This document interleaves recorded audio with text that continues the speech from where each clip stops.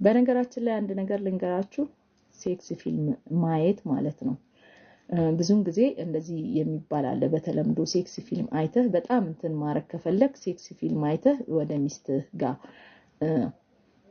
ሴክስ ፊልም አይተህ ከሚስት ጋር ወይም ከፍቅረኛ ጋር ሴክስ ማድረግ አይቻልም ከዛች ካየሃት ሴት ጋር ነው በመናብህ ሴክስ የምታደርገው ዋናው ሚስ አንደርስታንዲንግ ያለው ማለት ነው ለዛ ነው ከዛች ከሚስትህ ጋር ወይም ከፍቅረኛህ ጋር ምን ይሆንብሃል ማለት ነው ጾታዊ ጥቃት በጋብቻ ውስጥ ባይዘው ጾታዊ ጥቃት አለ መድፈር ማለት ነው ምንድነው የሷን ስሜት ያላግባብ ያለ መረዳት ምን እየተካሄደ መሆኑን ያለ ማወቅ በመናብህ ከሌላ ሴት ጋር ሴክስ ማድረግ እና የሚስትህን ገላ የሴክስ እቃ የማድረግ አይነት ችግር የሚፈጠር